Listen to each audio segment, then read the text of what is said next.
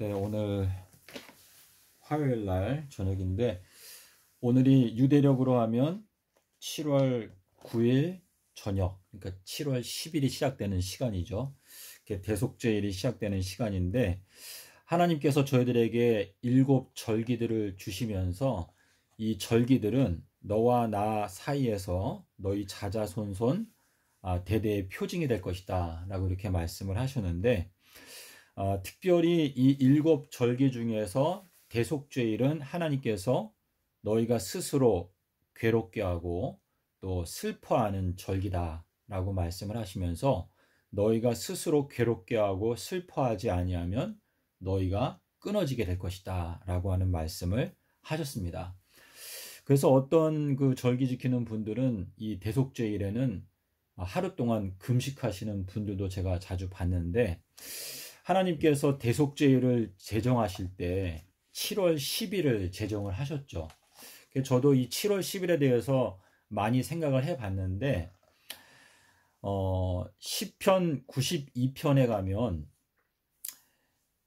비파와 시편금으로 하나님을 찬송하라 라고 하는 말씀이 있어요.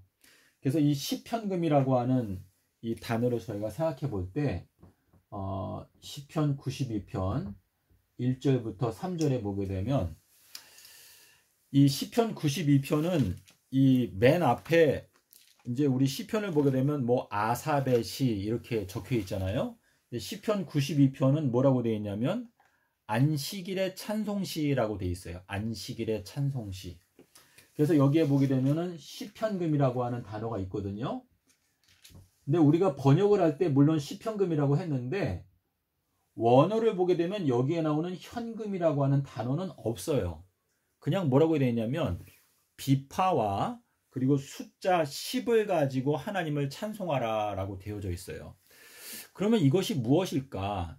제가 이제 손학진 집사님 그 책을 받아서 보니까 그 격암유록 읽는 사람들은 십승지라고 하는 말을 많이 하죠. 근데 물론 거기에 대해서 저도 뭐 자세하게 모르니까 그냥 그런 게 있는가 보다 하는데, 주님께서 저희들에게 이 시편 기자를 통해서 말씀하시는 게 시편금으로 하나님을 찬송하라 라고 말씀을 하시고 있어요. 자, 아담과 하와가 범죄한 날짜를 저희가 깨닫게 되었는데, 예수님께서 마태복음 13장 35절에서 내가 비유의 말을 너희들에게 말을 해서 창세로부터 감춰져 있었던 비밀을 알려주겠다라고 말씀하셨는데, 예수님께서 이 비유라고 하는 단어를 또 다른 곳에서 사용하실 때 뭐라고 말했죠? 무화과 나무의 비유를 배우라 라고 이렇게 말씀하셨거든요. 근데 이 비유를 통해서 창세로부터 감춰져 있었던 비밀을 우리에게 알려주시는데, 아담과 하와가 선악과 따먹은 날짜가 언제죠? 15월. 예, 12월 10일이에요. 그렇죠? 근데 창세기에 가니까 노아 홍수가 물이 창일했던 날짜가 며칠이라고 되어져 있죠? 물이 창일했던 날짜가 창세기에 가면, 창세기에서 이제 그 노아 홍수 때 7장 24절에 가면요, 물이 150일을 창일하였다라고 되어 있어요. 150일. 그래서 150일의 의미가 무엇일까? 계시록에 가니까 5달 동안 인침을 받지 못한 자들을 괴롭게 하시는데 죽지는 못하게 하신다라고 하는 표현이 있는데, 지금 이 5달이라고 하는 표현하고 150일이라고 하는 표현이 사실 짝이 되는 내용이에요. 왜냐하면 계시록에 가니까 42달 예언이 있고 그리고 1260일 예언이 있는데, 하나님의 보좌의 기초는 공평하다고 하셨기 때문에 42달은 이방인을 위한 기간이고 그리고 1260일은 믿는 자들을 위한 기간인데 그 두 기간이 같은 것이거든요. 그래서 그걸 생각하게 되면 150일은 5달을 의미하는구나 라고 하는 것을 저희가 생각할 수가 있는데, 2월 10일 날 아담과 하와가 범죄했죠. 근데 대속죄일은 며칠이죠? 예, 7월 10일이에요. 그렇죠? 그래서 이 내용을 저희가 생각해 볼 때 2월 10일 날 범죄했는데 주님께서 우리에게 대속죄일을 제정하실 때는 7월 10일로 대속죄일을 정하셨어요. 근데 이 대속죄일의 사건은 무엇인가 하면 이 지구 역사 전체를 딱 하루로 압축해 놨다라고 생각하시면 좋을 것 같아요. 그래서 이 대속죄일 날 일어나는 일이 뭐죠? 여호와를 위한 염소, 그리고 아사셀을 위한 염소, 두 염소를 선택한 다음에 이 아사셀을 위한 염소에게 모든 이스라엘 자손들의 모든 죄를 다 전가시키고, 그 아사셀을 위한 염소를 광야 무인지경에 가서 그냥 버려버려요. 근데 이 버려버린다라고 하는 것은 하나님을 순종하지 않고 자기의 지위를 떠난 천사들은 뭐라고 표현하고 있죠? 유리하는 별들이다.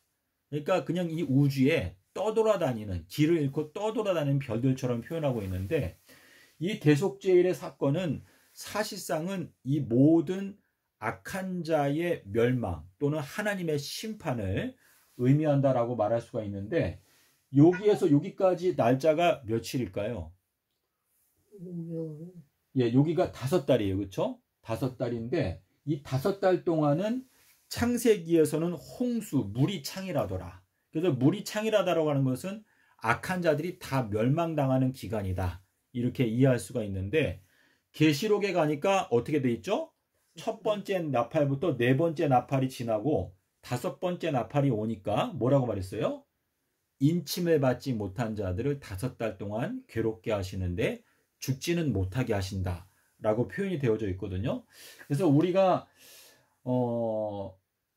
어렴풋이 이해할 수 있는 것은, 주님께서 이 전 3년 반 3년의 기간이 지나고 나서 인치는 일이 끝나고 난 다음에는 5달 동안에 인침을 받지 못한 자들에 대해서 하나님의 홍수 또는 심판의 기간으로 그 기간을 정해 놓으셨다라는 것을 저희가 이해할 수가 있거든요. 그래서 5달 동안에 그 기간이 지난 다음에 뭐가 있죠?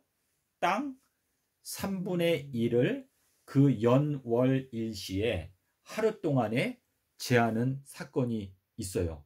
그래서 그것이 전 3년 반에 있는 것이고 계시록 9장 15절에 성취되는 말씀이거든요. 자, 근데 제가 아까 말씀드릴 때 여기 시편 92편에 보니까 안식일의 찬송시라고 돼 있죠. 안식일의 찬송시. 근데 이 호산나 찬송하리로다, 이거를 언제 했어요?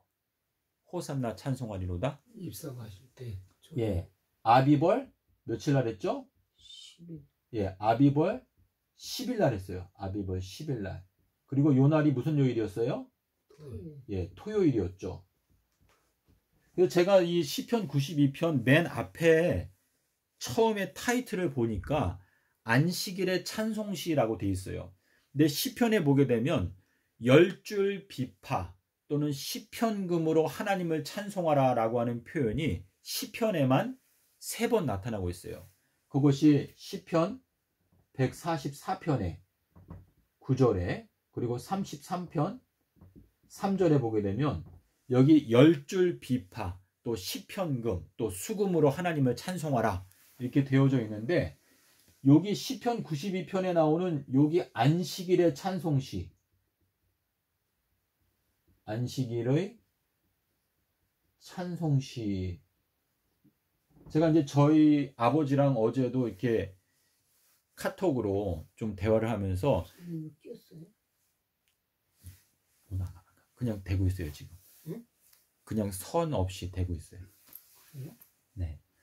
그래서 예수님께서 나귀를 타고 입성하신 날짜를 화인여사가 뭐라고 말했냐면 일요일 날 예수님께서 나귀를 타고 입성하셨다라고 예언의 그 시대의 소망에 적어놨거든요.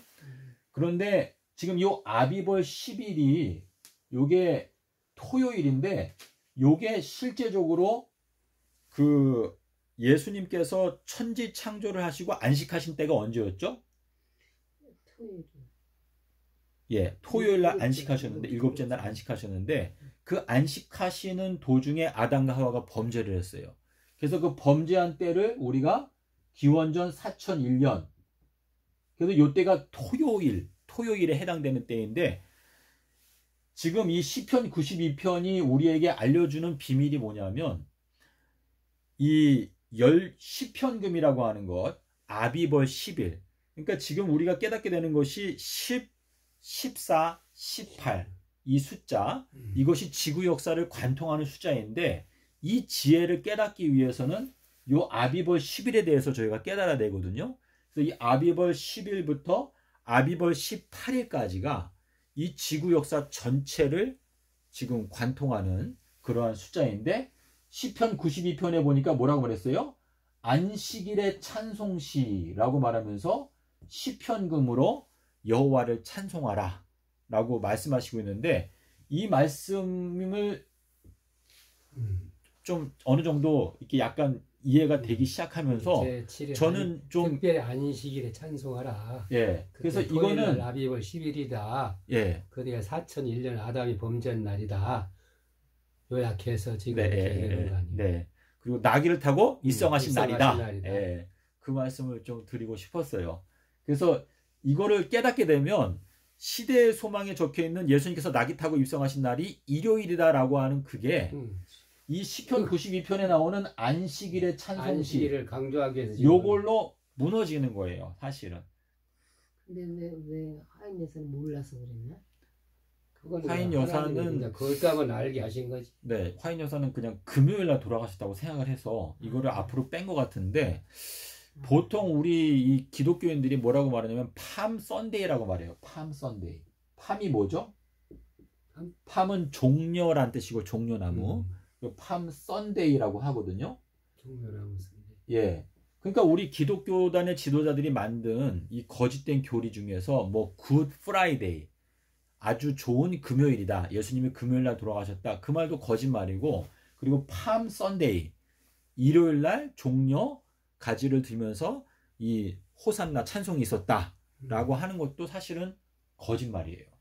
예, 그래서 지금 이게 기독교 안에 깊이 뿌리 박혀 있는데, 시편 92편을 보니까 안식일의 찬송시인데 주의 이름으로 오시는 이여 찬송하리로다, 호산나 찬송이 안식일에 있었거든요. 그래서 이 안식일날 찬송하는 게 여기 시편금에 대해서 적혀 있는 거거든요.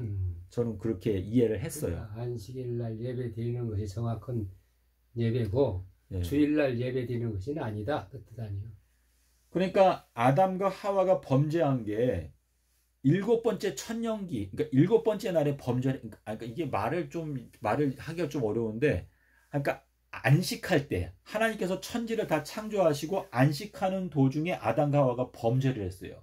범죄하자마자 주님 저희를 구해주세요 라고 말하니까 그때 대속물을 주신 것인데, 아담과 하와가 범죄했던 그 주간에는 선악과 따먹은 것이 수요일날 따먹었죠. 예? 그리고 목금토가 지나고 일요일날 가죽옷을 입었어요.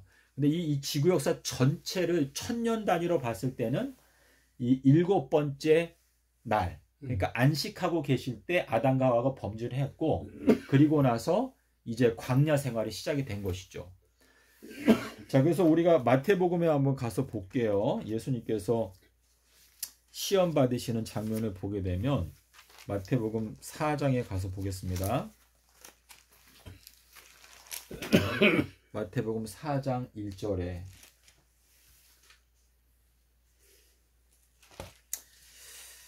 자, 우리 마태복음 4장 앞에는 무슨 이야기가 나오냐면 예수님께서 침례를 받고 물에서 올라오신다라고 되어 있어요. 그렇죠? 자, 그래서 4장, 우리 4장이 어딨지? 예, 4장 여기 1절에 보면은, 자, 3장에는 무슨 얘기가 있어요? 3장 16절에 가니까 예수께서 침례를 받고 물에서 올라오실새 하늘이 열리고 비둘기의 성령이 내려왔다 라고 되어 있죠. 자, 근데 4장 1절에 가니까 뭐라고 그랬어요? 그때에 예수께서 성령에게 이끌려 마귀에게 시험을 받으시러 광야로 가셨다라고 되어 있잖아요. 자, 맨 처음에 뭐라고 말했어요? 그때에라고 말했죠. 그때에. 이 그때에라고 하는 게 무슨 뜻이에요? 예수님께서 침례를 받고 물에서 올라오셨을 때 라고 하는 의미인데, 물에서 올라오신 게 몇 년도였죠? 침례를 받고 물에서 올라오신 게 26년이죠. 자, 요 26년도가 70일의 예언을 보게 되면 요게 무슨 요일에 해당돼요? 토요일에 해당되는 거예요. 자, 70일의 예언은 1년 단위로 끊어지는데 AD 26년도가 안식년이었거든요. 요때 예수님께서 침례를 받고 물에서 올라오셨을 때, 그때에 뭐라고 말해요? 예수님께서 성령의 이끌림을 받아서 어디로 갔다? 광야로 갔다. 근데 광야로 가서 며칠을 금식했어요? 40일 밤낮을 금식하셨다 라고 되어 있잖아요. 이 40일 밤낮이 의미하는 건 뭐냐면 아담과 하와가 범죄했던 기원전 4001년에 그때 아담과 하와에게 멸망의 홍수가 왔어요. 왔는데 아담과 하와를 그 멸망의 홍수에서 끄집어낸 게 누구였어요? 하나님께서 끄집어냈는데 그들에게 대속물을 주셨어요. 근데 그 대속물이 뭐예요? 히브리어로 보니까 역청. 그쵸? 방주의 안팎에다가 역청을 발랐다 라고 하는 거 뭐냐면 모세를 건져낼 때도 모세가 탔던 그 상자를 뭐라고 불렀죠? 방주. 예, 우리가 히브리어를 보게 되면 거기 방주라고 되어 있어요. 그래서 이 갈대 상자, 그래서 아담과 하와가 범죄했을 때 여기서 물에서 올라왔다라고 하는 표현은 이스라엘 자손이 요단강을 건너서 물에서 올라온 게 며칠이었죠? 10일. 아비벌 10일 날. 이것이 뭐냐면 아담과 하와가 범죄한 때를 가리키고 예수님께서 침례 받으신 때를 가리키는데 침례를 받고 물에서 올라오셨을 때 광야로 가셔가지고 40일 밤낮을 지내셨다라고 하는 것은 4,000년의 세월 동안에 주님께서 음식을 드시지 못했다라고 하는 의미인데 요한복음 4장에서 예수님께서 이렇게 말했잖아요. 나의 양식은 나를 보내신 이의 뜻을 행하고 이루는 것이 나의 양식인데 40일 동안에 이루지 못했다라고 하는 것은 4,000년의 기간이 꽉 찰 때까지 주님께서 그분의 뜻을 이루지 못하셨어요. 그래서 태어나셔가지고 4년이 지나고 나니까 선을 택하고 악을 버리는 것을 이제 배우기 시작하게 되셨을 때 그때가 되어서 이제 뭐라고 그랬죠? 버터와 꿀을 먹게 되었다. 버터라고 하는 것은 히브리어로 기름이라고 되어 있고 꿀이라고 하는 것은 잠언서 24장 13절에 가니까 지혜라고 말했어요. 예수님께서 그 지혜와 그 키가 자라가면서 하나님과 사람 앞에서 사랑스러워 가시더라 라고 되어 있거든요. 40일 밤낮을 금식하시고 나서 그 다음에 뭘 받으셨죠? 시험을 받으셨어요. 시험 받으신 것은 30년을 우리가 의미한다. 왜냐하면 여기에 4,000년에 4년이 포함되니까 여기서 30년 동안 시험을 받으시고 그 다음에 시험이 끝나고 나서는 천사들이 와서 예수님을 수종들더라 라고 되어 있거든요. 그 기간은 이제 우리에게 적용하게 되면 이게 3,000년의 기간인데 가룟 유다가 예수님을 은삼십냥에 팔아버렸다라고 하는 것은 사단이 예수님을 십자가에 못 박는 조건으로 3,000년의 자기의 수명, 자기의 집행유예의 기간을 샀다라고 하는 의미거든요. 그래서 지금 이 예수님께서 광야에서 시험 받으신 이 내용 전체가 사실상 우리 지구 역사 전체를 설명하는 것이다 라고 하는 뜻인데 주님께서 저희들에게 너희가 금식할 때에는 어떻게 하라고 말했죠? 머리에는 어떻게 하라? 기름을 바르고 그리고 얼굴을 깨끗하게 씻어라 라고 말씀하신 것은 우리가 지금 이 땅에서 살면서 주님의 뜻은 뭐예요? 우리가 완전하게 되는 게 주님의 뜻이에요. 근데 이 완전이라고 하는 것은 새 예루살렘이 내려올 때 그게 완성되는 것인데 우리들은 서기 3030년이 될 때까지 저희들은 사실상 주님을 섬기는 과정 가운데 있지만 저희들은 금식하는 거나 다름이 없어요. 왜냐하면 주님의 뜻이나 아버지의 뜻이 뭐냐면 우리가 완전한 도성에 들어가는 것이 주님의 뜻이고 아버지의 뜻인데 너희가 금식하는 동안에는 머리에 기름을 바르라 라고 하는 것은 자 너희 중에 병든 자가 있느냐 너희들은 장로들을 청할 것이요. 자 장로는 무슨 뜻이죠? 장로는 깨닫고 일어났다는 뜻이에요. 장로가 장로를 청해 가지고 기름을 바르라. 이 기름이라고 하는 것은 성령의 기름을 말하는 것인데 성령의 기름을 환부에다 발라라. 그리고 얼굴을 깨끗하게 씻어라. 근데 이 얼굴이 뜻하는 게 뭐예요? 얼굴은 하나님의 영광을 나타내는데 예수 그리스도의 얼굴에 있는 하나님의 영광을 아는 그 빛을 우리에게 비추어 주신다 라고 말씀하셨잖아요. 사도행전 3장에 가면 뭐라고 말했죠? 모든 것을 회복하게 되는 때가 올 때쯤 그때쯤 우리의 마음을 유쾌하게 하는 것 또는 우리의 마음을 새롭게 하는 그 능력이 어디에서 온다? 예수님의 얼굴에서 온다 라고 말했어요. 근데 이 예수님의 얼굴빛은 다니엘서 10장 6절에 가니까 예수님의 얼굴빛은 번갯빛이다 라고 말했는데 이 번개는 지성소의 쉐키나의 영광에서 흘러나오는 게 그 바로 번개의 영광이거든요. 그래서 주님께서 아담과 하와를 쫓아내신 다음에 에덴 동산 동편에 뭘 뒀죠?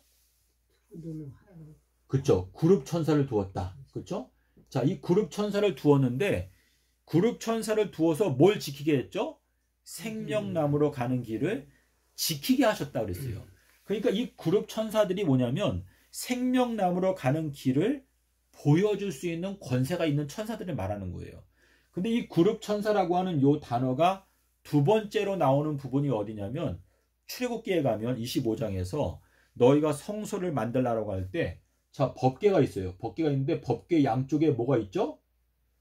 그룹 천사 둘을 만들어라. 근데 금으로 이렇게 만드는데 이 그룹 천사가 이 가운데를 쳐다보게 돼 있어요. 가운데를. 시온자. 예, 시온자를 쳐다보는데 이 시온자라고 하는 요 단어가 뭐냐면 요게 대속물이에요. 대속물. 그래서 이 하나님의 어린 양을 바라보게 되는 것이 이 두 그룹 천사인데 어린 양 대속물을 바라보면서 이 그룹 천사가 우리에게 뭘 알려주는가 하면 생명나무로 가는 길을 알려주는 것인데 이 가운데에서 비쳐나오는 빛이 뭐냐면 이게 번개 빛이에요. 번개. 번개는 하나님의 얼굴에서 비추어나오는 영광의 빛인데 이것이 우리를 구원하는 빛이다 라고 하는 뜻이거든요. 그래서 생명나무로 가는 길을 우리한테 태초부터 보여주셨어요. 사실상 아담과 하와에게 생명나무로 가는 길은 아비벌 10일부터 아비벌 14일까지다 라고 하는 비밀을 보여주셨는데 내가 종말을 처음부터 고하고 아직 이루지 아니한 일들을 내가 옛적부터 너희들에게 다 보여주었다. 나는 처음부터 너희에게 말하여 온 자다 라고 하신 그 말씀 속에서 아담과 하와에게 공개되었던 이 구속의 경륜이 처음에 공개되었다가 그 중간 시대 동안에 어떻게 된 거예요? 다 숨겨졌던 거예요. 그래서 주님께서 이스라엘 자손들에게 그분의 얼굴을 가리우신다라고 하는 말씀이 이사야서 8장에 가면 나오죠. 거기 이사야서 8장에 있는 말씀 시편, 잠언, 전도, 아가, 이사야 8장